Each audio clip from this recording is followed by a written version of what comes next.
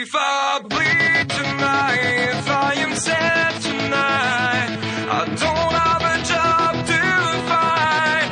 And if I work tonight, if I'm so tired tonight, I'll fall asleep when I'm home.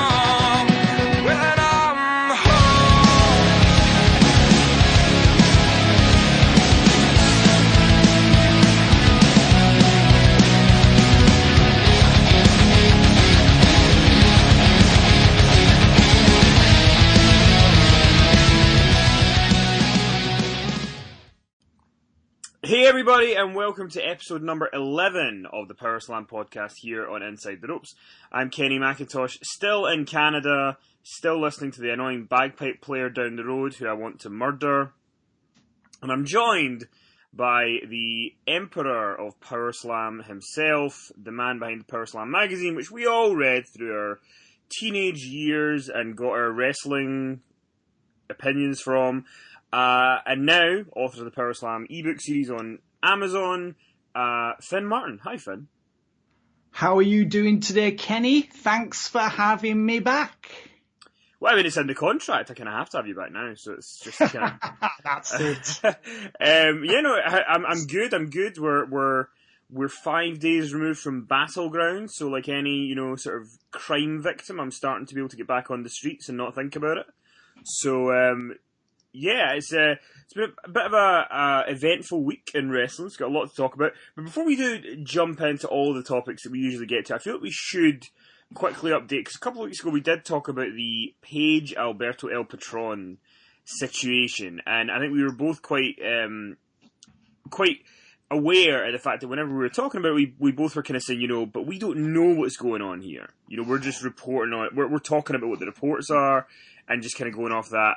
Now, Global Force Wrestling, again, the pause for trying to remember what their current name is, have still got Alberto suspended pending, final investigations. But there has been an update and there's been no arrests, and it seems from what we're reading, especially in the police reports and stuff, that this was an argument between a couple. There was no drugs, there was no alcohol, there was no abuse going on at that time, and it was just something that maybe was blown out of proportion. Yeah, I think so. I mean, I don't anticipate any further action being taken. I don't think either will be arrested, and I just think, if it was going to happen, it would have happened by now. So, it was a big story at the time in the context of all the other things that have apparently happened, or we know have happened between those two. So, it did deserve the attention we gave it, but as of now, it doesn't look like there's going to be any further police involvement. And Paige and Alberto El Patron are back together. I noticed actually after all the hoo-ha after the incident, Paige and Alberto El Patron both went quiet. They went dark. They did not comment on social media for about a week, which is absolutely the way to play it. Don't fuel the story. Don't inflame the story. Just let the story die down. So we're not going to talk about it anymore now. We just wanted to acknowledge that there's been no further action, and in my opinion, there won't be any further action. And that will be that. Now, if you are one of our Patreon subscribers, which means that you're listening to this podcast 24 hours early, you will have potentially heard the WWE Battleground review that Sondra and I did, where we talked for 100 minutes and kind of just gave each other like virtual hugs for having to sit through Battleground 2017. And but Finn, I want to get your take on it. Battleground as a pay-per-view, very negative reviews across the board from pretty much everybody. Everybody seems to agree that the opening tag match with the Usos and the New Day was fantastic, and after that the show just sort of fell off a cliff and never really recovered. What did you think of the show? Yeah, I absolutely agree with that assessment. In a sense, WWE didn't raise our expectations in a way that the negative reviews, the brutal reviews even, are actually even more astonishing, since WWE really didn't do anything to heighten our expectations for this show. As I said in our podcast last week, I thought the Go Home SmackDown was about the worst Go Home show I'd ever seen from the company. So it's not like expectations were through the roof, Kenny, was it? And still people were disappointed. Still people loathed the show. I mean, yeah, the opening match was terrific. It was, I don't know, I wasn't really that thrilled, I've got to say, when New Day won. I mean, some people like the New Day. I kind of feel like they've seen better days. So, I mean, I don't know what else there is for these guys to do. I understand why they put the title on the New Day, because it prolongs this feud. And as we saw on SmackDown this week, when the Usos attack New Day on the ramp, on the stage, the feud's obviously going to continue. I presume they'll have a match at SummerSlam. And there really isn't that many other tag teams right now that are in title contention or are really at that level that they could be pitted against either the New Day or the Usos on a pay-per-view. So I understand why they're keeping the feud going. But still, I kind of feel like the New Day, their time's up. I'm not, when they lose the belts, I think they should go their separate ways. I'm not sure what Big E, Xavier Woods and Kofi are going to do as singles players, but I, definitely feel like their time is up as the New Day. So I enjoyed the match. Wasn't really that thrilled by the outcome. But as I say, I understand why it took place. And then, yes, as you said, the match is, the show really went downhill from there. I mean, Shinsuke Nakamura versus Baron Corbin, it was just a boring match. I mean, it's like Corbin's the Money in the Bank briefcase holder and presumably a future champion. And Nakamura's this guy that we all think is going to be a champion next year. And this match seemed like a setback for both men. I mean, it just felt so flat. And then they gave us a DQ finish. And then on top of that, Kenny, as I know you know, we then got a decisive finish on SmackDown 2 nights later, thus making the whole presentation even more frustrating.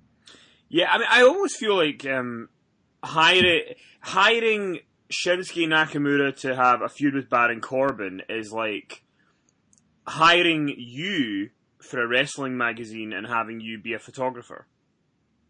Yeah. It's ridiculous. What's the point?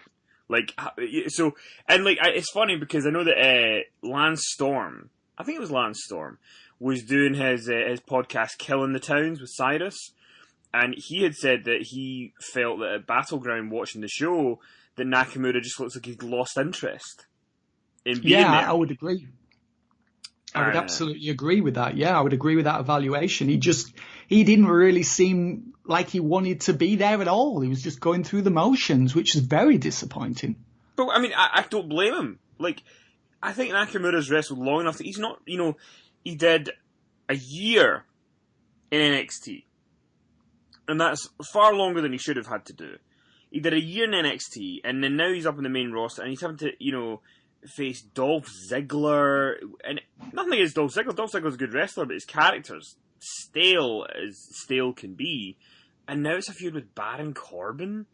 And then, the thing that's so funny, I know Wrestling Memes had put a tweet out which made me laugh, which was John Cena and Shinsuke Nakamura are fighting for the right to face Jinder Mahal. Yeah. I mean, when you think about that, absolutely baffling. Absolutely baffling. But now, you must have been happy though, Finn, because obviously you're watching the pay-per-view and, as all of us, I'm sure you're thinking about self-harm. And then it gets to the flag match with John Cena and Rusev, but John Cena won, so you must have, at least you got one result you wanted. But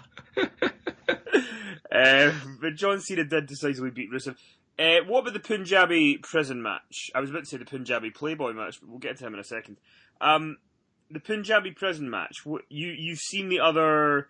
Has there been 2 before or 3? Yeah, I think that was the 3rd, yeah. Because there was the Batista Khali one, and then there was the Undertaker Big Show one, because Big Show substituted for Khali. Yeah, I mean, the match just never seemed to end. I mean, the problem was we were just feeling so lethargic because there'd been so little on this show to keep us entertained that by the time the main event entered the prison, entered the bamboo, I think we just all wanted the show to end. We just had enough. Isn't it ironic? Isn't it ironic that the match had a prison in it, and we were having to watch it? Exactly. That's right. As if we were all in prison. It's like you're thinking, obviously we do these podcasts, so we have to watch these shows in their entirety. Mm-hmm. And we want to watch these shows in their entirety. But I do wonder how many people just like checked out, not literally, when you mentioning self-harm earlier, but just like just gave up. It's like, I'm not watching any more of this. There's so many entertainment options in 2017. This event, you're probably thinking this event does not deserve to claim 3 hours of my life, which it didn't. I'm going to do something else. So it would, say it was a TV show where you could actually check the ratings, it would have been interesting to see how many people were still watching by the end of the show. I mean, that match just dragged on and on. And I've got to say, when Great Khali came out, I wasn't surprised. I mean, I kind of felt like it seemed like if you're going to bring him back, this was the time to do it. Oh, I popped 100%. See, because I don't think we've talked about this yet. I never thought I'd have to explain this to you. It's probably one of my most embarrassing moments in life, to be honest. But I just have a very guilty pleasure love of Khali because he's so terrible. Yes. On every level. And what I like about him is that he knows he's terrible.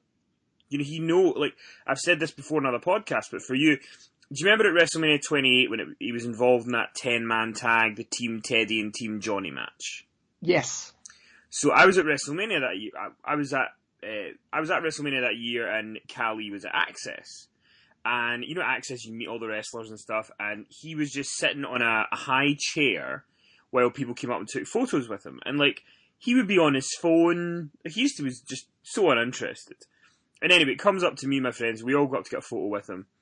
And I said to him, "Oh, hey, Khali, are you gonna pull out anything special on Sunday for us?" And he looked at me, completely deadpan, in his own accent, and just said, "No, I'm probably just gonna stand on the apron for most of it." Because he 100% knows his role. And then a couple of years later, when Batista came back, they released that DVD. I think it was the Animal Unleashed, or it was a DVD of Batista anyway. And it was kind of following him backstage at the Royal Rumble when he returned. And one of the things that they did was they showed him chatting to various people like Shawn Michaels, Pat Patterson, legends of the business. So of course, they had to include Khali. And he's talking to Khali, and Khali's kind of, just laughing and joking with him. And then Batista said, "Oh, big man, I was just telling them about all the great matches we had." And Khali just starts cackling and just went, "Don't lie to them, don't lie to them." So he 100% gets it.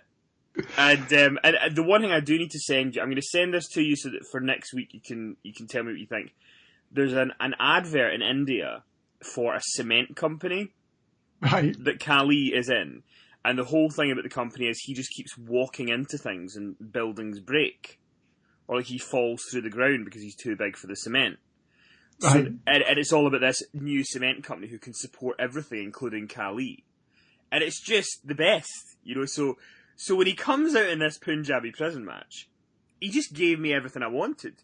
Because he comes out, his hair's terrible, he's in far worse shape than he was before, but then he climbs the prison, which I don't think any of us thought he could do.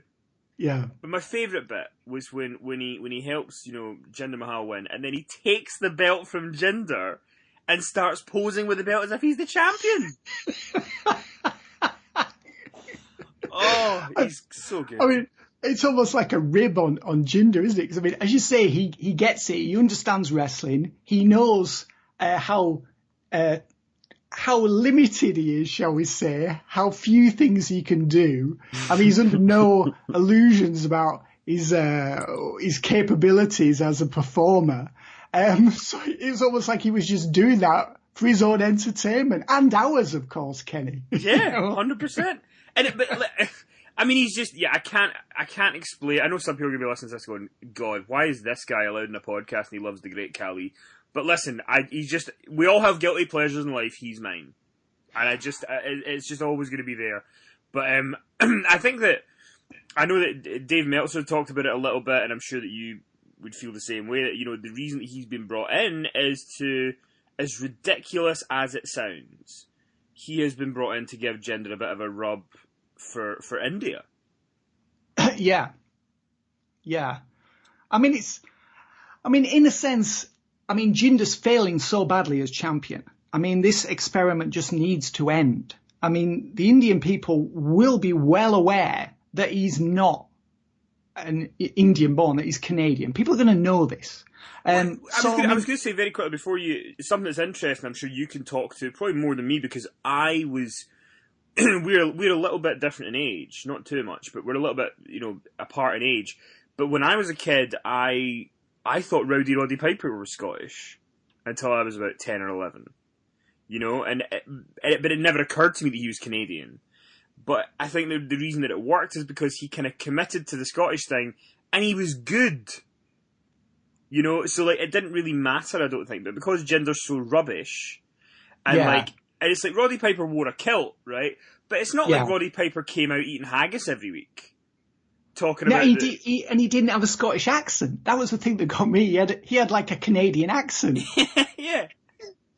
So, and to me that was, and also it wasn't like WWF as it would have been, or any company at that time would have been trying to make inroads on the Scottish wrestling market when Piper, you know what I mean? So it didn't matter. Why do you think, though, I know it's a different scenario, but why do you think, and I'm just talking about me as a kid, so I'm not saying this was everybody, but it felt like people just kind of went, okay, Roddy Piper, Scottish gimmick, fine. Nobody had a problem with it. And I know he'd been to Scotland, he actually lived in an area of Glasgow when he was 15. I had this conversation with him a few years ago when I met him at a show. So he had lived in Glasgow, he had learned to play the bagpipes, there was all these things. Why do you think people then bought Roddy Piper in that role, but now with Jinder, people are just like, oh, come on? I think wrestling back then, people were willing to suspend their disbelief more and would just really enjoyed the wacky over-the-top characters, and that's just the way it was then. I mean, I never thought of Roddy Piper Scottish ever. I mean, I know he played the bagpipes and he wore a kilt, and he often wore tartan trunks, and he had Piper's Pit, and he had all these sort of Scottish elements to him, or Scottish add-ons, shall we say. But I never saw him as Scottish ever. So to me, it was just a gimmick. It was just something that he did to distinguish himself from everyone else. And it didn't matter anyway, because Piper was so charismatic. I mean, Piper was still really good up until, I guess, about 92. And he lost it after that. Certainly as a promo guy. I mean, he would just ramble on, much like we probably do on this podcast, Kenny. I mean, he was so good. You go back and watch his stuff in Georgia Championship Wrestling or Mid-Atlantic or stuff in California. You look at some of those angles. I'm sure you've seen him, Kenny, on YouTube, where he actually smashes a real beer bottle against his forehead during his feud. It was him and Rick Martel versus the Sheep Herders, who later became the Bushwhackers. Mm-hmm. And it's just an incredible angle. Watch on YouTube, where he actually smashes the beer bottle on his head to just prove how nuts he is. And it was a genuine beer bottle. So, I mean, to me, he was a guy that was such a character and was actually a pretty damn good performer in the ring as well. He knew, much like Khali, knew his limitations, knew what he could and knew what he couldn't do. And that's very important, I think, for a pro wrestler, to know what you can't do. Just do what you can do well, and don't try and do the stuff. Don't try and incorporate things that you can't do well, because that's not good for you. You know, I mean, that's something, for instance, Cena has often done throughout his career, doing drop kicks. Why does he do a drop kick, Kenny?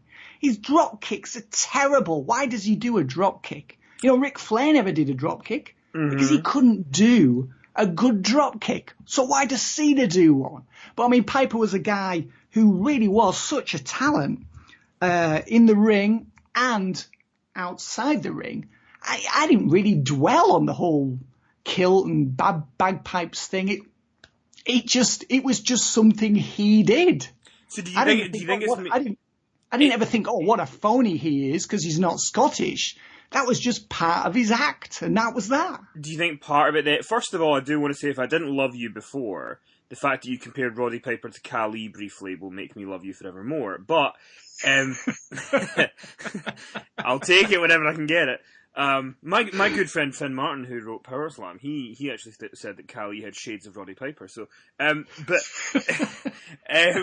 do you think that part of the thing with Jinder, all joking aside of Jinder and stuff, is part of the reason that it's not clicking with him actually just to do with the real basics of he's not a very interesting performer on any level?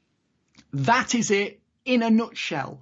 He just isn't good enough for this role. He's a second match guy. I just want this Jinder experiment to end. You know what I mean? In a sense, bringing Khali in, that only prolongs it, which is, you know, that's not good for WWE. I mean, we talked in last week's podcast about how WWE was having tremendous difficulty selling tickets to Battleground. And is it any wonder? I mean, Jinder is not a top guy. He just isn't. So bringing Khali in a sense, almost makes him more interesting because Khali's there and that sort of distracts you from how tedious Jinder is. Yeah. I mean, when Khali came out, I mean, I was quite pleased because at least it was something. I mean, we had that ridiculous bump that one of the Singh brothers took through an announcer's table. Yeah, fair play to him. Yeah, that got the biggest pop of the match because, wow, something's actually happened that's interesting, even though I'm not, in a sense, not condoning guys taking ridiculous bumps like that. But, you know, hopefully he was all right afterwards. I mean, in a sense, if you're doing that for cheap pop, you're kind of doing it for the wrong reasons. But literally, you know, you can say he literally did take one for the team there because he was the guy who gives people something to cheer for. Then Khali came out and this match was just so monotonous, just so listless and uninteresting. It's like, wow, Khali's here. You know, somebody's going to lift the mood. And he did. And that just really, I think, conveys just how dismal this main event match was. Yeah, it was terrible. It was Khali to the rescue.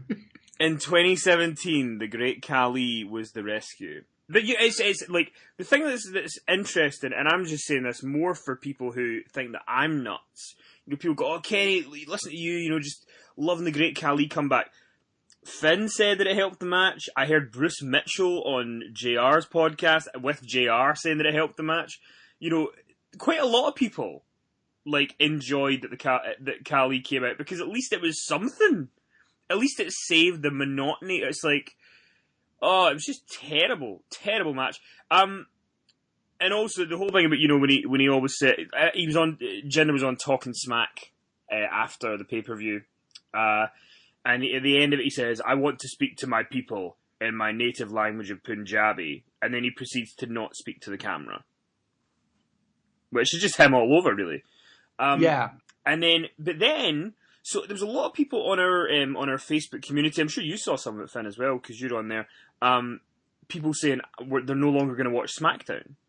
You know, people were actually saying, "I'm checking out of this," and I don't blame them from Battleground. You know, because why would Battleground make you think, "Oh, I'm going to take 2 hours out of my life on Tuesday to give this show another chance?" You know, But then, before we get to SmackDown, Raw on Monday actually had some really big developments.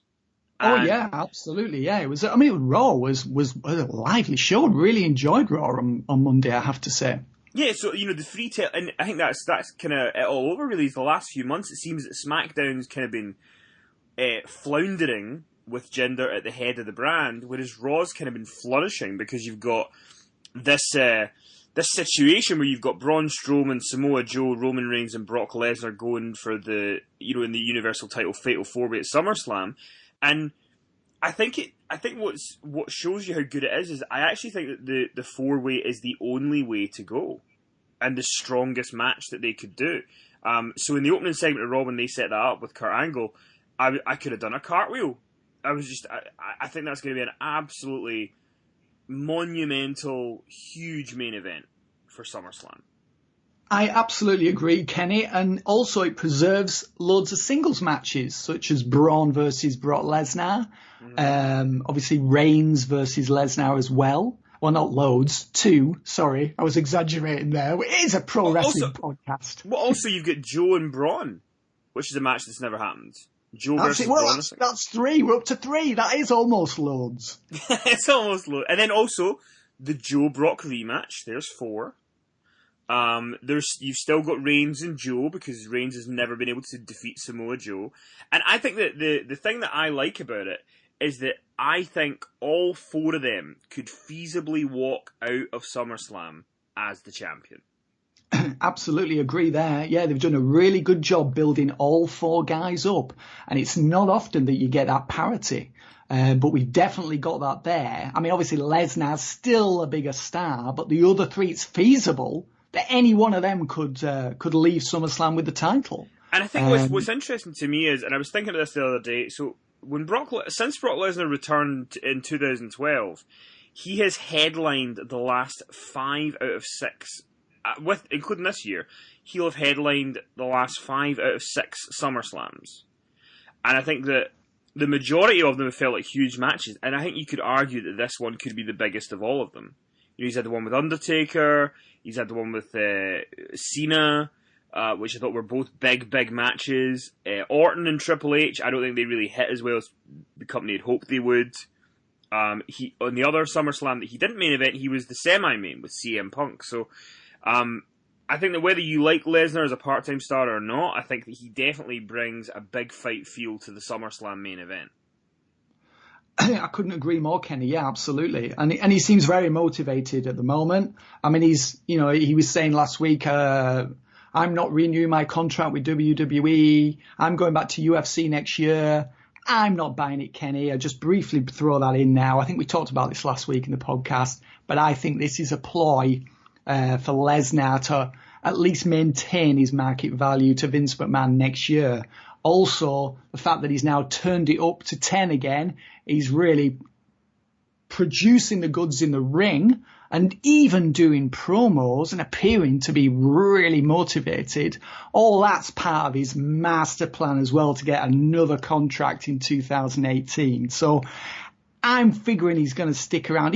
I guess it's possible that he could leave for a short time next year if they don't agree on a new contract, but I think he'll return. I don't think Lesnar is leaving wrestling. Maybe temporarily, but definitely not permanently. Because he did also, which is very out of character for him, spoke to the Associated Press this week, where he said that he would fight John Jones anytime, anywhere. Which I think, to your point, is kind of, this is him playing for himself. You know, of course it is. Because I'll guarantee you, I'm a sort of passive UFC viewer. You know, like I do like, if there's a Conor McGregor fight on, or a Ronda Rousey fight on, or like a John Jones fight, I will make sure to watch those fights. Because I really love the big fight atmosphere that those fights bring.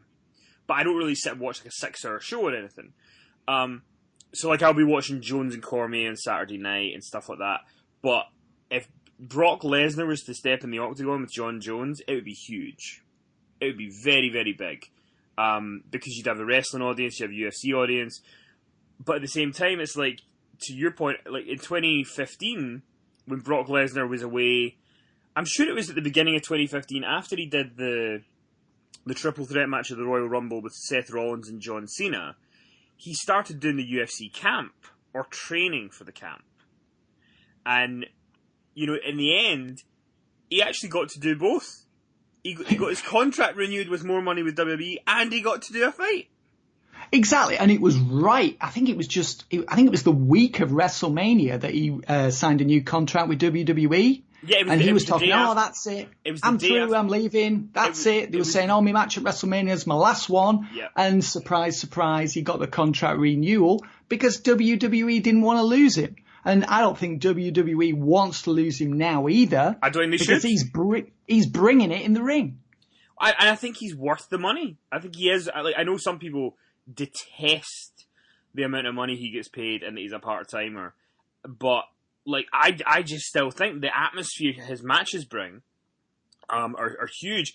But like in 2015, I'm sure you remember, everyone thought it was an absolute formality that Roman Reigns would defeat Brock Lesnar at WrestleMania 31, and they did that. Remember they did that awful pull-apart brawl on the Go Home Raw with the belt, where it was like a Snickers bar, and but then the next day he went on ESPN with Michelle Beadle and announced that he was re-signing, and that just made everybody for that whole week re-question everything they thought was going to happen, and it gave WrestleMania more of a buzz.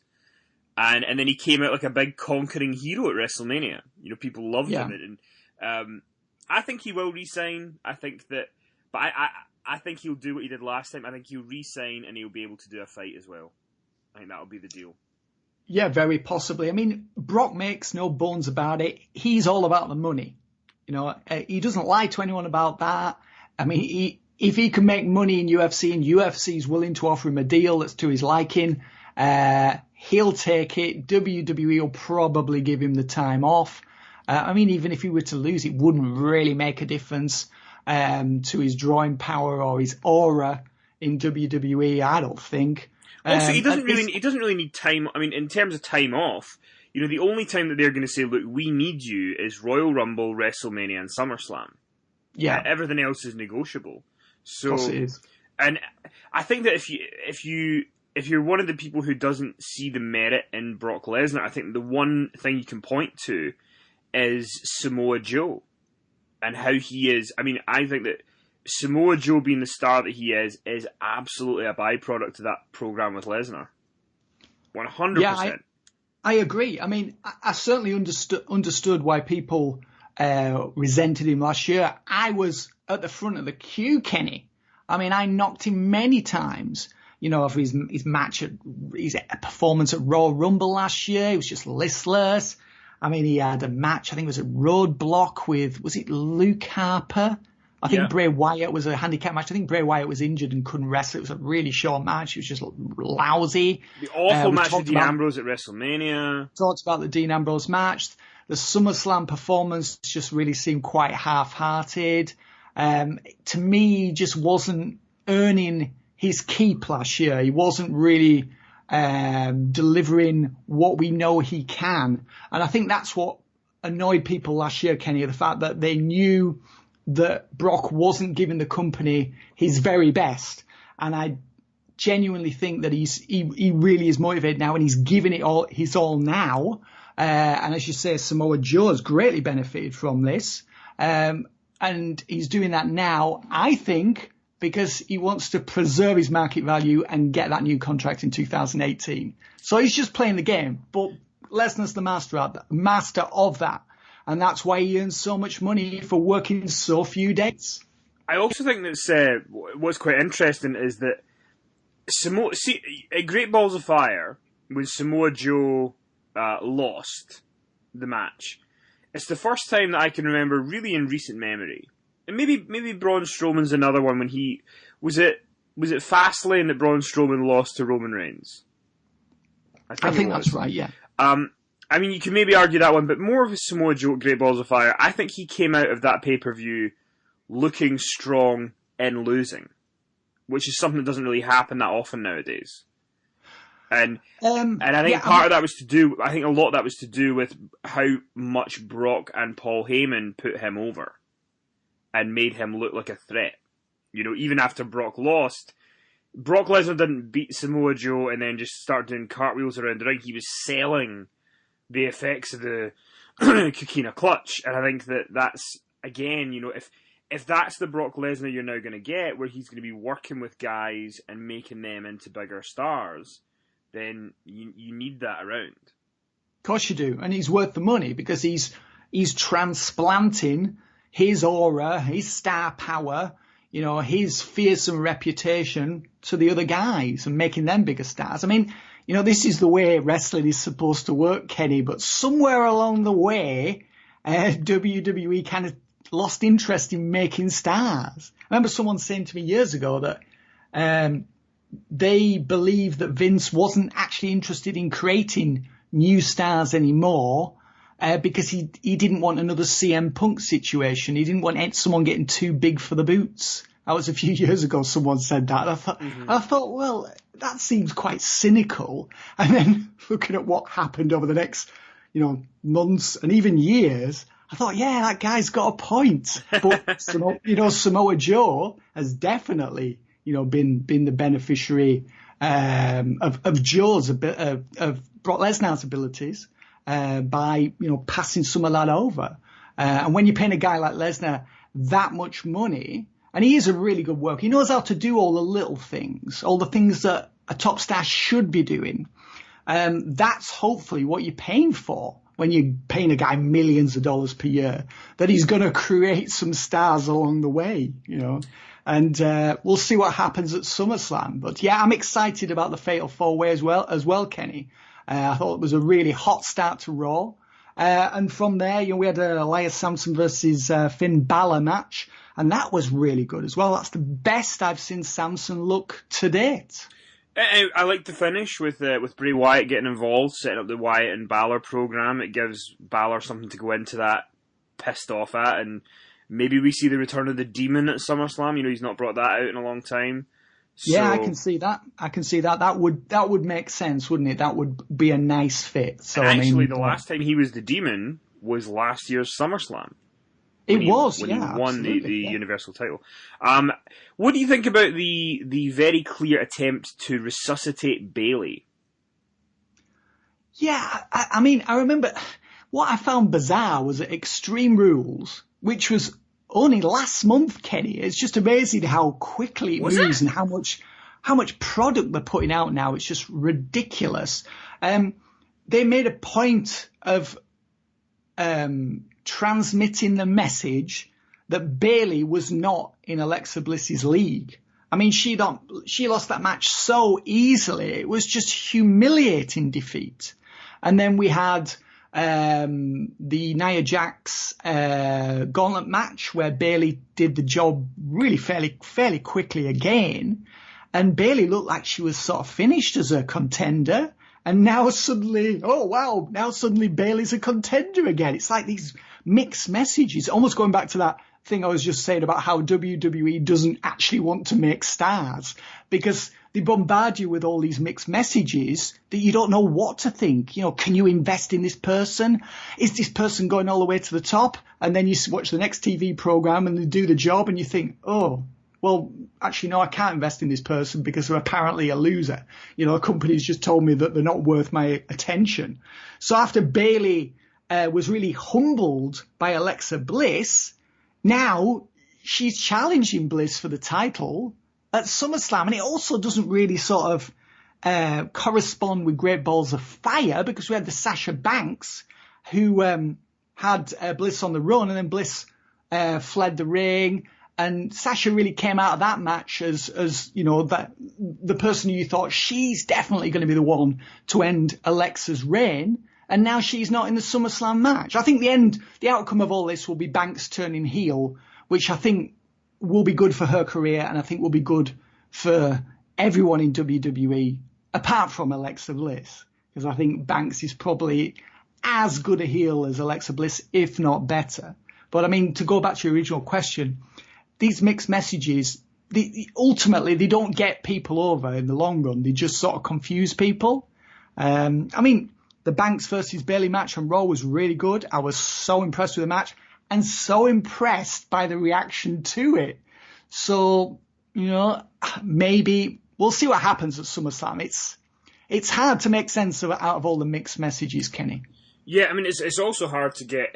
It feels like, looking at the TV, that they maybe were going to go with a Fatal 4-Way for the women of Bayley, Sasha, Nia, and Alexa, and do a singles of Roman and Lesnar for the Universal title. And now that they're doing the 4-Way for the guys' belt, they want to do a single for the women's. I'm not sure that Bayley and Bliss is going to be that great, given that we've seen it a couple of times in pay-per-view and it's not clicked. But if they do have Sasha involved, that's a good way to kind of spice it up. And what was interesting was when Bayley came out initially, the reaction was not great.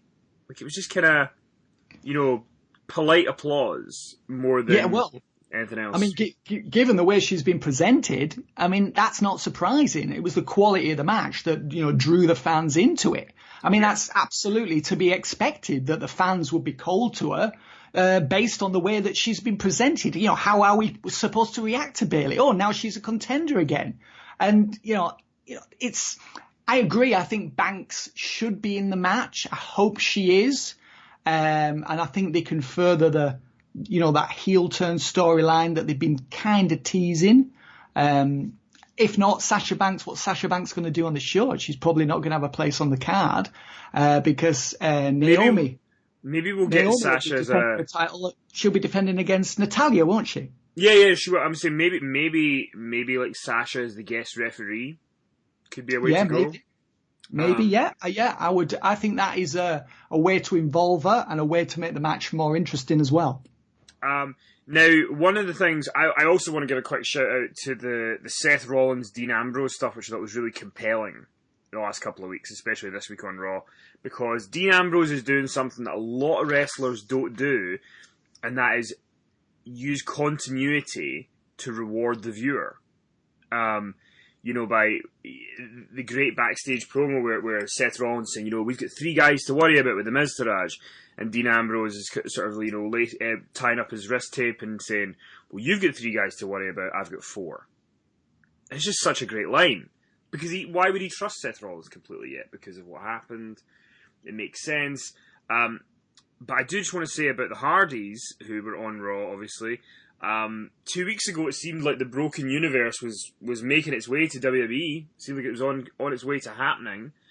And now, not so much, because Ed Nordholm did an interview where he basically has said that he is no longer going to be negotiating. He said that, we always get so close to it, and we never get there, and he basically has all but washed his hands of it.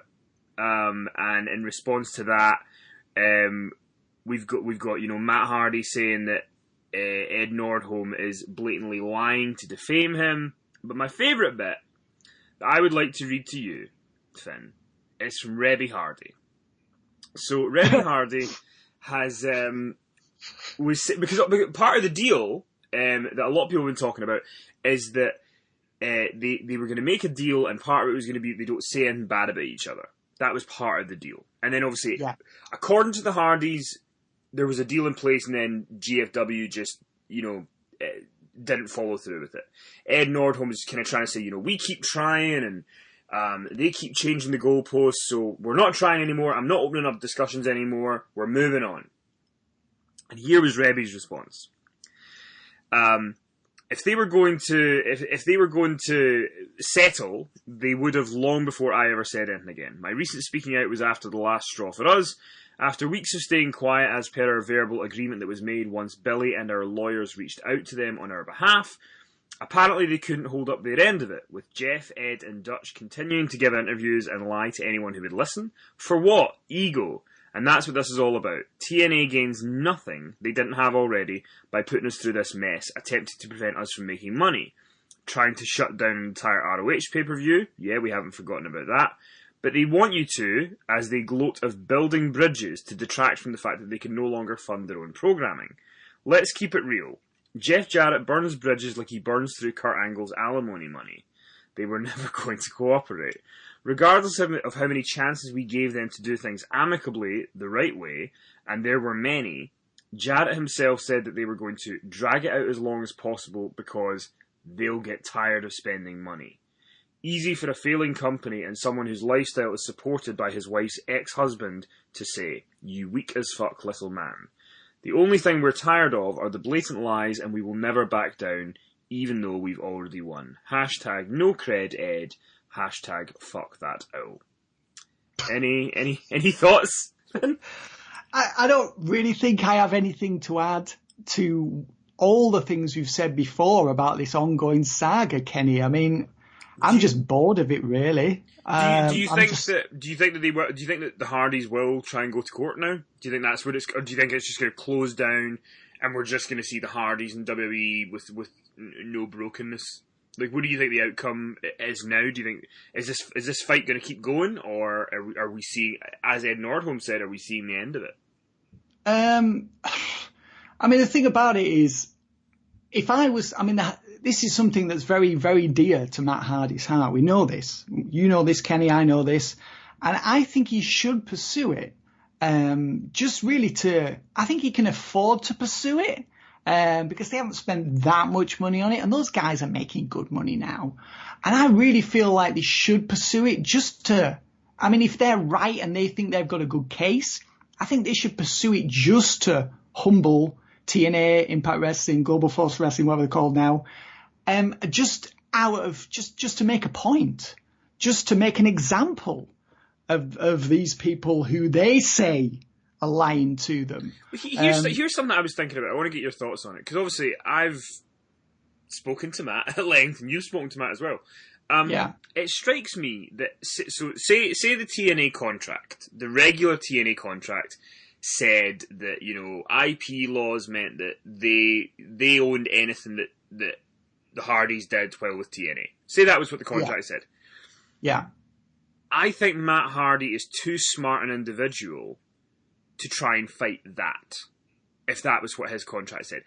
To me, it seems like there must be something in there, or something as part of it that he feels is strong enough to either override that, or something else in there that he feels he can fight. He just doesn't strike me as the guy who sort of is ignoring a standard contract. Yeah, I mean, if he can't win, then why is he pursuing it? That's basically what you're saying, isn't it? Yeah, and I know he tweeted out on July 25th. Fun fact, myself, Jeff and Rebby spent $2,500 and 4 days creating the final deletion set with zero help from TNA, as it was our vision and creation. Yeah. I think they should pursue it. I think they've got the money to do it. And I think it would be a sweet victory if they were to win. Maybe they can't win. I don't know the particulars of it.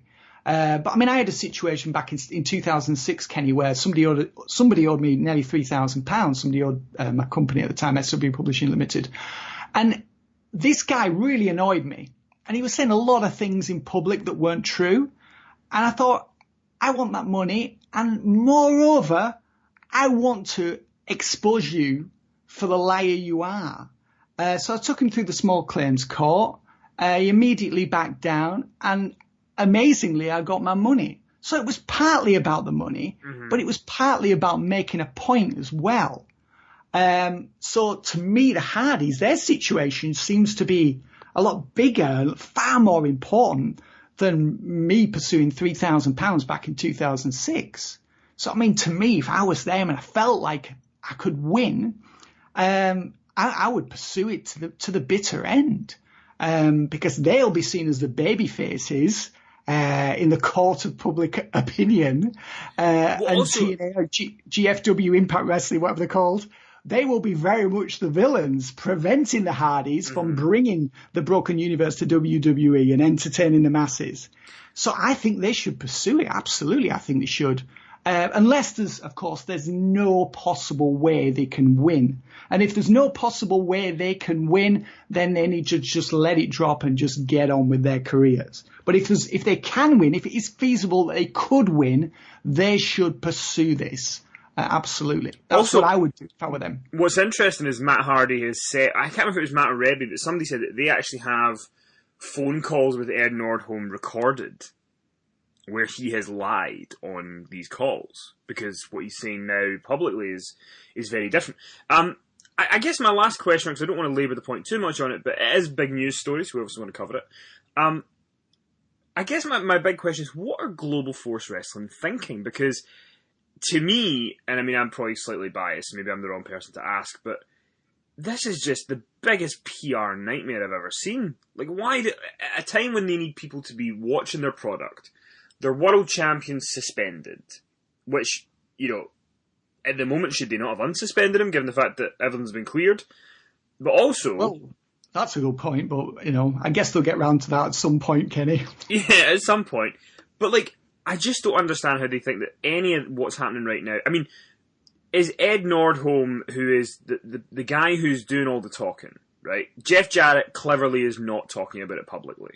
He is steering clear of having public conversations about it, which he should, because he just shouldn't talk about it. But, I mean, Ed Nordholm just comes across like... He almost comes across like Dixie Carter's on-screen heel persona. Yeah. You know, like, I don't see how they can think that this makes them look good.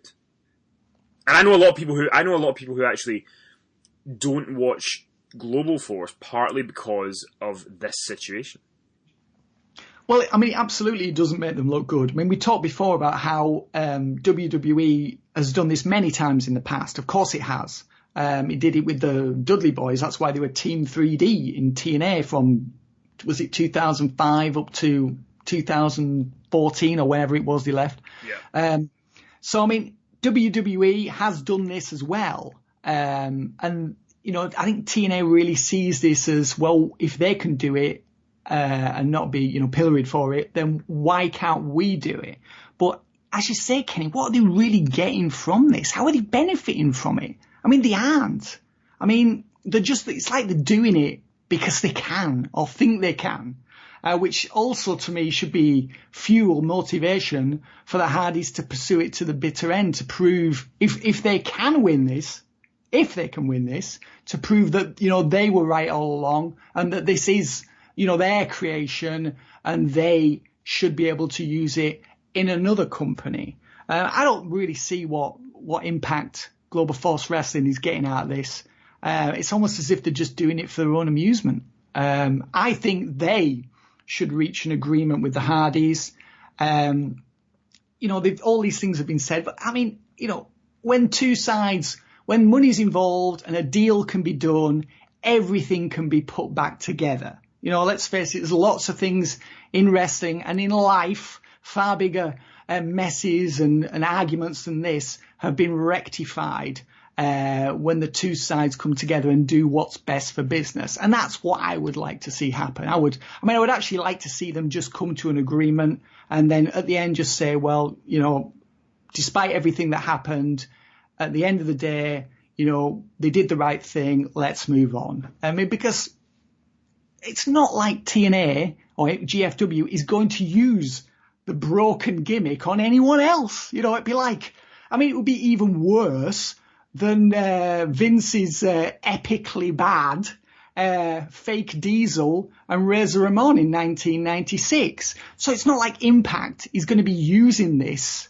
or going to be making any money out of it. I'll tell you what I predict, though. Just from the outside of seeing how Ed Nordholm and Jeff Jarrett and these kind of people act, to stick it to the Hardys, I would not be surprised if one of their one-night-only pay-per-views soon is the Best of the Broken Hardys. It would not shock me that they do that. Yeah, but what is the end game here for GFW? I mean, how are they going to benefit from this? They're not, are they? So I think they should make a deal. That's what I would like them to do. I think in the end they will, Kenny. That's my prediction. I think they'll put the deal. I think they'll begin talking again at some point, and they will come to reach a compromise. Because maybe it's in the best interests of both sides to reach a deal. Yeah, maybe it'll be when if it's really about to go to court, they go, right, we need to just sort this out because this is just going to get worse and worse and worse. Absolutely, yeah, and that should be an incentive for the Hardys to pursue it to get that outcome. So let's talk a little bit about SmackDown, because obviously we had Battleground, which was an atrocity. Actually, Kenny, can we sorry to cut you off there. Sure. Because we talked about it a lot on last week's podcast, I think we should just mention Jason Jordan's debut on Raw. Yes, he did. He did debut against Kurt Hawkins, and he's now going to have maybe a foreshadowing of what he's doing at SummerSlam. He's going to be on Miz TV next week with The Miz, obviously. What did you think of his debut? Obviously, there wasn't a huge reaction to it, but what did you think of what they did with it just as a week 2 thing? Well, I thought Jason Jordan's promo backstage, he came across as this nicey goody gumdrops babyface, like Bob Backlund from 1982. Or Kurt Angle from November 1999. Yeah, that's right. But obviously Angle, he played that character deliberately so the Attitude Era fans would boo him, which is exactly what happened. But Jason Jordan's supposed to be a babyface, and he's playing this sort of bizarre, 1980s babyface who's so nice and such a pleasant guy. People were like thinking, what's going on here? You could see fans didn't really know how to react to it. So that was not a good start, Kenny, at all. The promo was just feeble. It was just limp. I was like, what the hell are they doing with him? Are they trying to ruin him before he even gets in the ring? Anyway, his match with Kurt Hawkins, Jordan really came across as such an aggressive guy. He's got such a believable style. So I thought it was a very strong debut. I think they need to change his music. His music just isn't very exciting. His music doesn't really, it's not rousing, you know what I mean? It's just you don't think he should have that American Alpha theme anymore? Move on to something else. Yeah, I think he needs something else, something that's going to really, it's going to really stir up the crowds. I mean, that music's just a dud. I mean, that music's almost as bad as his promo. But I mean, got in the ring. I mean, the guy's dynamite in the ring. Absolutely pasted Kurt Hawkins. Do you think that obviously, so next week he's got the thing with Miz on Miz TV. And Miz is so great on the mic, undoubtedly. Is this gonna be a good moment for him, or is it gonna backfire? Because it almost seems like it could go either way. Like the Miz could either really help, bring him up, or the Miz could just totally outshine him. Hopefully they've learned from that promo this week. Which I don't need to go on about that anymore. I don't want to hear anything like that from him on Raw this coming Monday. I think Miz will work with him, and I think Miz will do everything to make him shine, because Miz absolutely knows his role, and that's to get booed and to put baby faces over. I'm extremely pleased that the Miz Dean Ambrose feud is over. I mean, did that drag on and on and on, or what, Kenny? Yeah, it did. It dragged. They had some good matches, but it just far outstayed its welcome. That lasted at least a month too long. So I'm excited to see what Miz does with Jason Jordan on Raw Monday. I think it should be a good segment.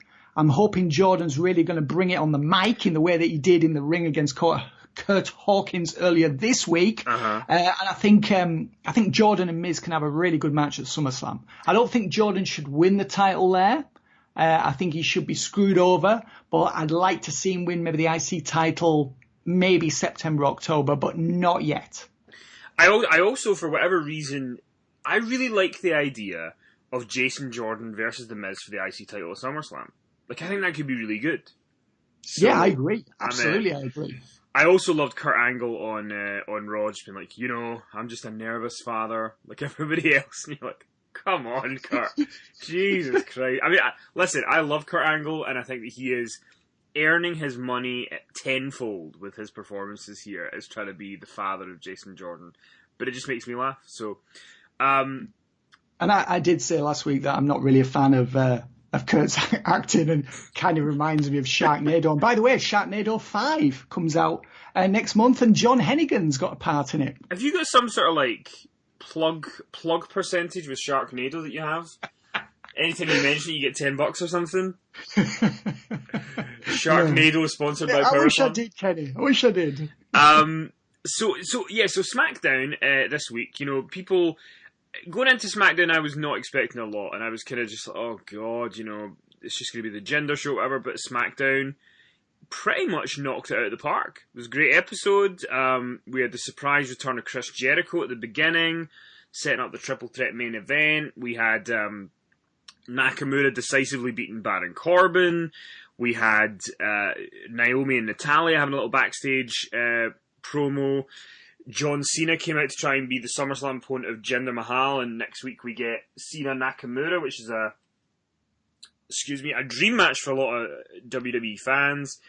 And then the main event, we got AJ Styles regaining the WWE US title, and potentially a Kevin Owens Shane McMahon feud coming up. There's a lot going on, and certainly a lot more exciting than Battleground. What did you think of the show on Tuesday, and what were the highlights for you, if any?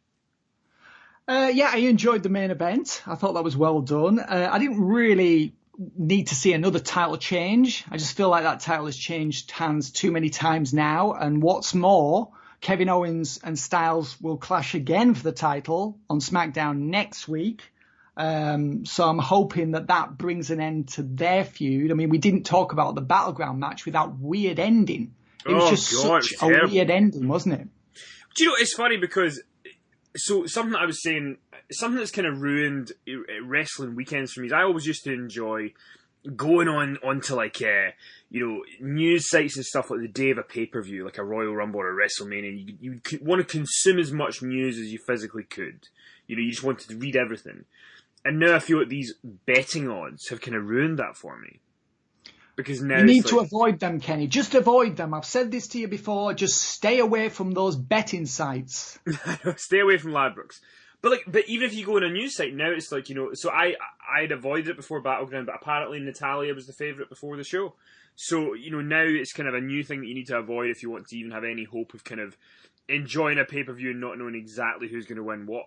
But apparently, if you just put so I think Kevin Owens was 475 to 1 to win at Battleground. So if you had put that on, £1, 475 quid.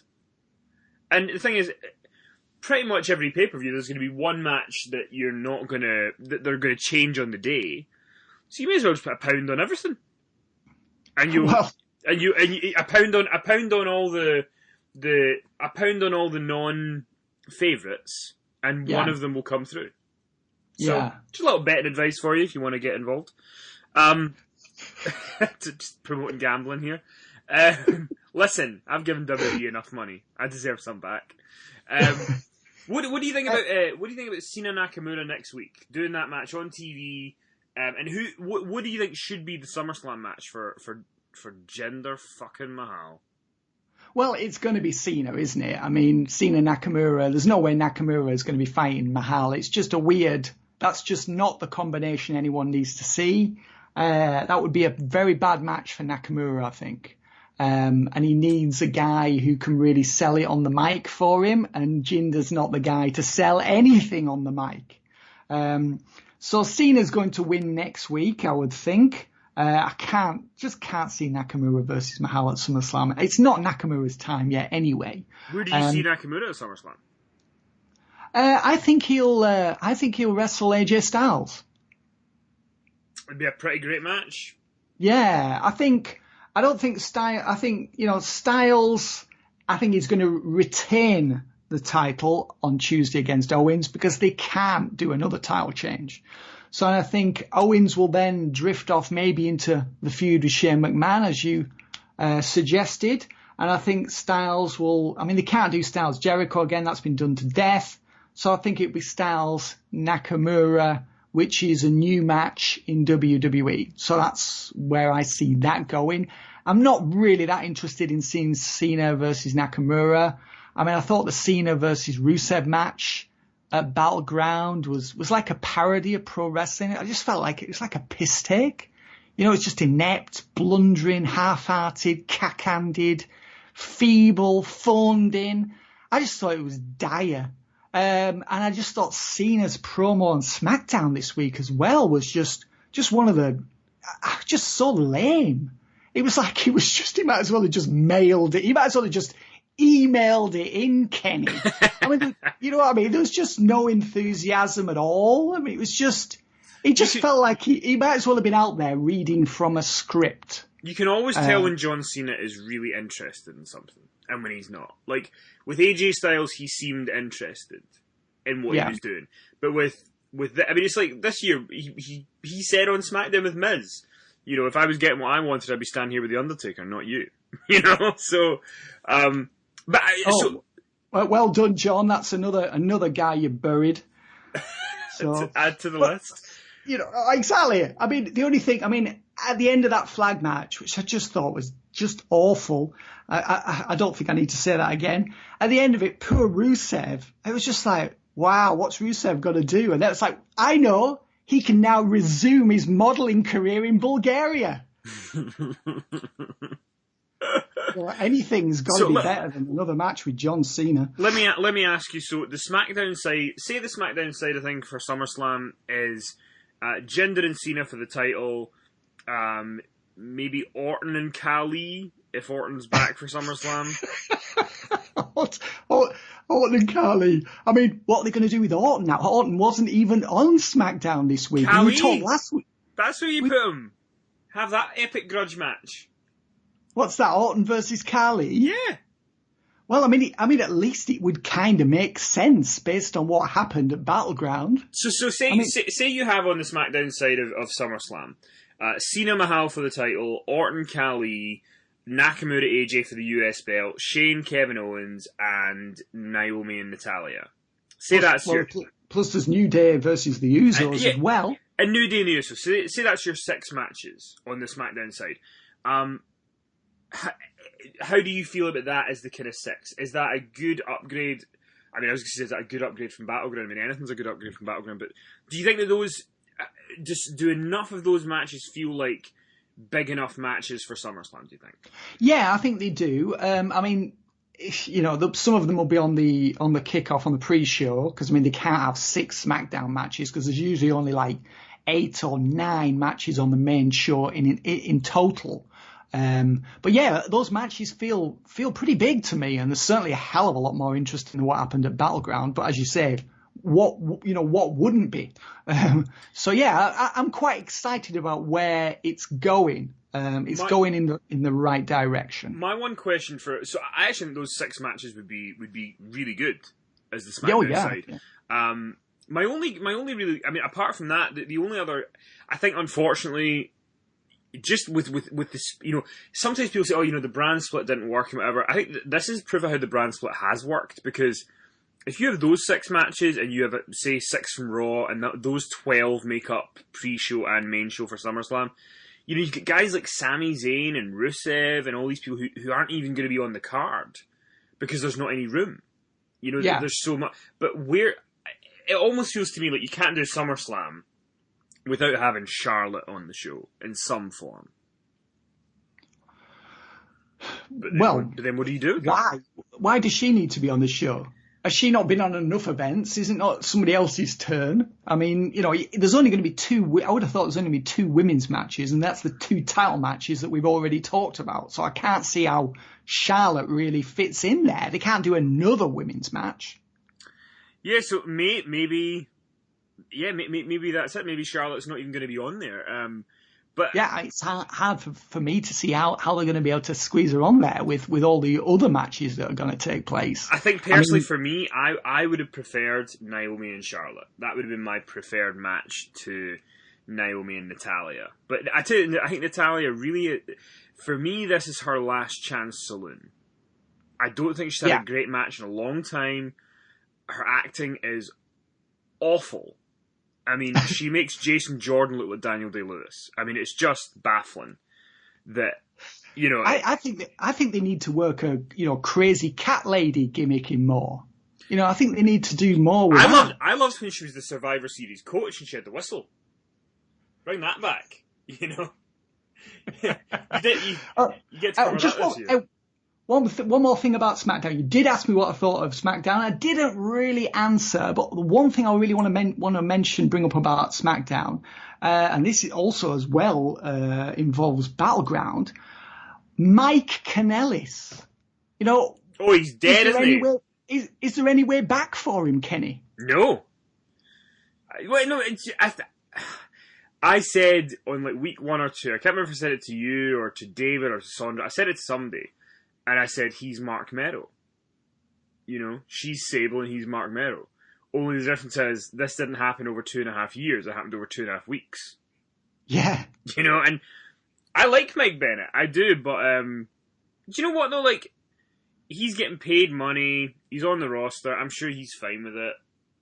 But, I think that his best chance he's got now is becoming a comedy character that Vince can sort of enjoy, and then that's maybe his way to get back into his graces somehow.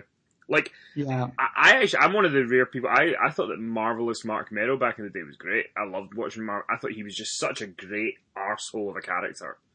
Yeah, I mean, I mean, lots of people. I mean, Mark Merrill, because Mick Foley really singled him out for criticism in his books. Merrill is a guy that's not really fondly remembered, but I mean, I thought he was a really good performer. I mean, okay, the Johnny B. Bad gimmick was over the top and everything, but I mean, it was sort of in keeping with the era. And he was a guy that, and I don't bring up the charity work thing so much because that's often, WWE often uses that to try and get itself over. But when he was Johnny B. Bad, Mark Merrill really did tons of that type of thing, visiting the schools and working with kids and stuff, and it was never mentioned on WCW TV. I mean, he really was a guy that genuinely did want to use his position as a celebrity, minor as it was, to put smiles on people's faces. I mean, I thought he was a good performer. I'm kind of biased because he was the first wrestling star that I ever interviewed face to face. And that was in the summer of 1992. And he was a nice guy, I've got to say. He was a nice guy. So, and I thought he was a good performer. He was a good performer. And you're right, he was completely overshadowed by Rena Sable, in 97, 98. And that was it for him. But as a performer, I thought he was pretty good as well, Kenny. What was her line? For all the women who want to be me and all the men who come to see me. That was her. That was Sable's line. Last question I want to ask you before we ride off into the podcast sunset until next week. A report by PW Insider, Mike Johnson over there, came out that WWE might be doing some smaller form of a superstar shake-up in the next few weeks. Because it was a big ratings draw for them before. But one of the interesting things that WWE is apparently thinking about is including NXT in the shake-up. So we could see some people going from the main roster to NXT. Maybe someone who's not being used very well in the main roster, someone who needs to be rejuvenated. What do you think about adding NXT into that? And do you think that it's a good idea to send some people down there just to kind of get a push, I guess? Well, I mean, I think it's an interesting idea. I imagine that some of the guys who are sent to NXT won't be happy because they're probably going to earn less when they're down there, because they do fewer live events and they don't draw as well as Raw and SmackDown house shows. So, I mean, that's got to be a consideration, hasn't it, really, Kenny? You've got to figure that some people are not going to be that thrilled to be going down there, but maybe they'll sell it to them and say, well, it's only temporary. You're only going to be there 6 months, then we'll bring you back, and we can do like it would be a really fun thing if they were to send a bunch of main roster guys down there who were then to form like a faction, who resented the fact that they'd been demoted to the developmental brand, and like declared war on the NXT wrestlers. Something like that could work really well, almost like a modern day version of the NWO, I suppose, or an invasion storyline, except for given some time and done correctly. I think something like that would be very interesting. I mean, there's a lot of people on SmackDown who are not really doing anything. I mean, Ty Dillinger, for instance. I mean, okay, he was on the winning side of the tag match. He teamed with Sami Zayn to defeat Mike Kanellis and Aiden English on SmackDown this week. But Ty Dillinger's not doing anything. I think we talked last week about Chad Gable and how we really wanted to see him step up and become like a singles success. I mean, he wasn't on SmackDown this week. I mean, I know not everyone can be, but he wasn't even mentioned. I mean, what's happened to Luke Harper? That guy got himself in incredible shape and he's disappeared. So, I mean, there's a lot of people I think who could benefit from a change of scenery. Whether or not they actually will benefit from the change of scenery when they get there is another matter. I mean, you think of the people who from NXT were called up last year and called up this year, Ty Dillinger being a prime example, who haven't really done anything. So, I mean, on one hand, you think, well, they're doing another shake-up. It kind of looks like they've run out of ideas. And it does appear to be their motivation for doing this, is that it's something that's sort of like a stopgap. It's something, a replacement for actual new, inventive, original ideas. But I mean, it's also something from which people could benefit if they've got the ideas in place for them when they get to where they're going. What do you think, Kenny? Yeah, I think it's got a lot of legs. I think sometimes maybe they just have too many people on the roster. You know, 'cause I don't know how you feature everybody. Well, you can. You're right. How can you? So I think that there's too many people. I think that somebody who I think could benefit from it, and I think people are going to probably want to throw rocks at me when I say this, is like a Sami Zayn. Like, he could benefit from maybe going down there and winning the NXT title again and come back up because, you know, right now he's not really doing anything on SmackDown. A guy like Rusev could benefit from it. I think there are people who could, but like you say, it all depends on how it's presented to them, what the money situation is for them. I think that if it was up to me, I'd pretty much put 205 Live onto NXT. Or I'd put that roster down there, because I just don't think it's lighting the world on fire on Raw. Yeah, it seems to me to be a bit of a waste of time, really. But my last question for you, Finn, because I wanted to ask you, there's somebody who was very heavily involved in the wrestling business, and he had some success, and he has an idea for Sami Zayn that he thinks is pure money. And I want your thoughts on it. Okay. You might remember a guy called Vince Russo. And do you remember a couple of weeks ago that Mike Kanellis hit Sami Zayn over the head with a vase, or a vase, whatever you are in the world, how you pronounce it. You remember that? Yes, I do. Here is his idea, and I want your thoughts. I was going to do the accent there, but I'm not going to. That vase shot should have given Sami amnesia, and he comes back thinking he's Seth Rogen's younger brother. Money. Retweet that. It's so good. The amnesia storyline. Yeah. Which, funnily enough, wasn't that Vince Russo's idea to have Stephanie McMahon have amnesia with the bin?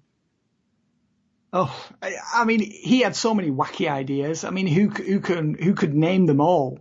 I mean, you would hope, wouldn't you, that Russo put that out there for public consumption for a laugh, and that he actually wasn't serious.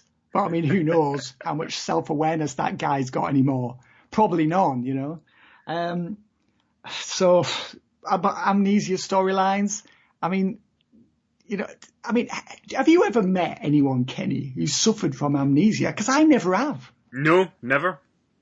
So I don't know what it is. And I don't know if I would ever know, because I wouldn't know what they've forgotten.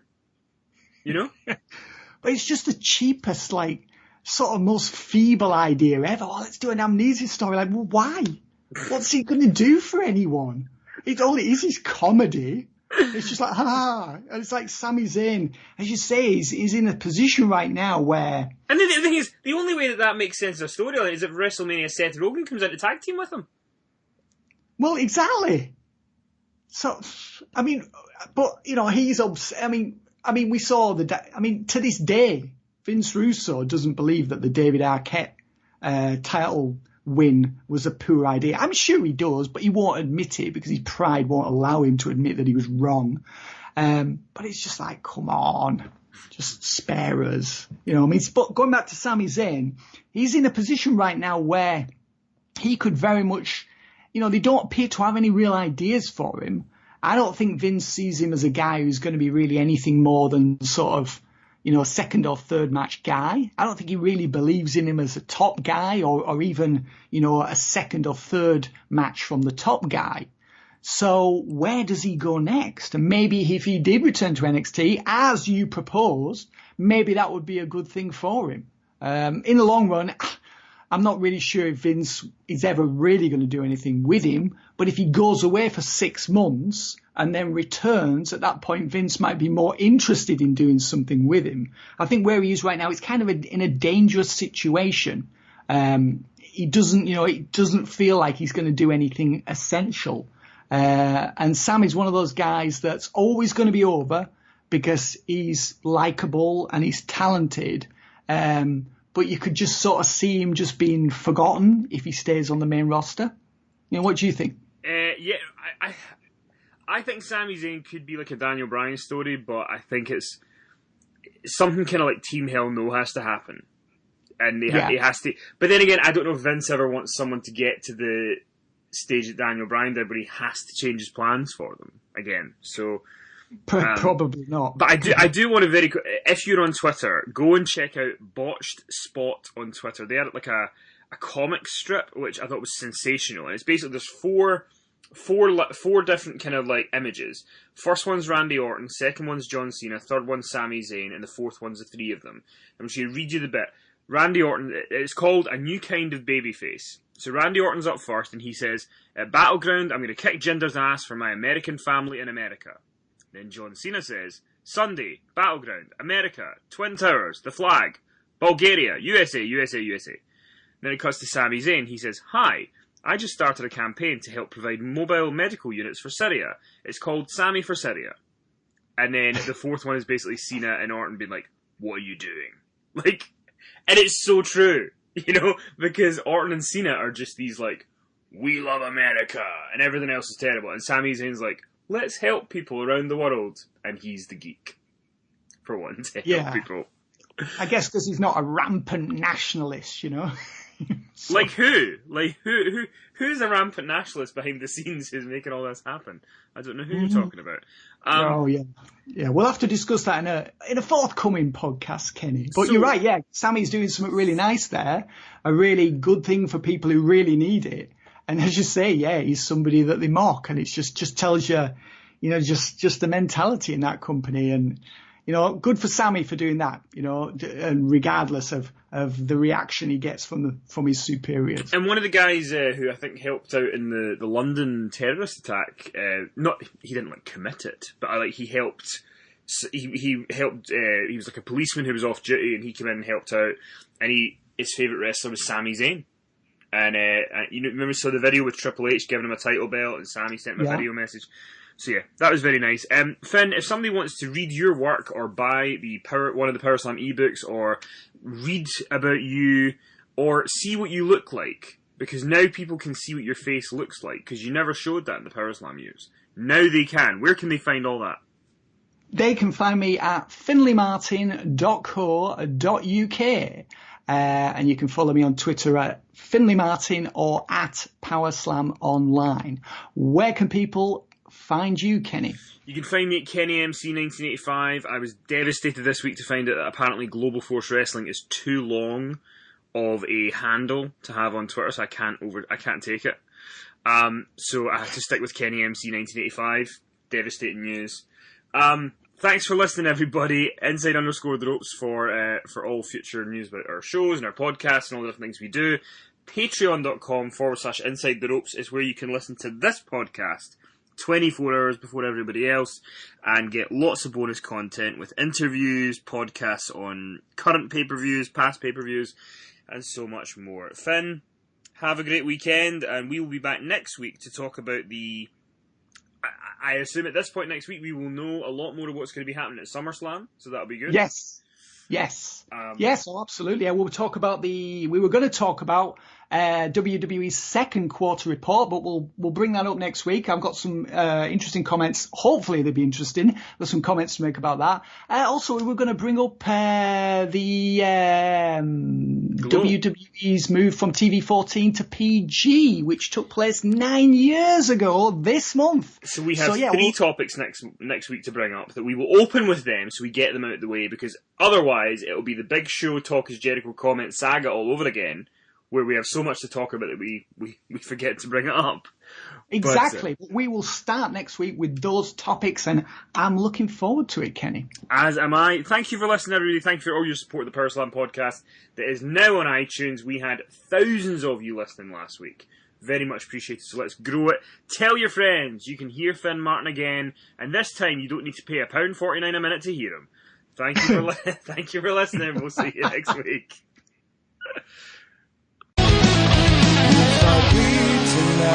If I am sad tonight,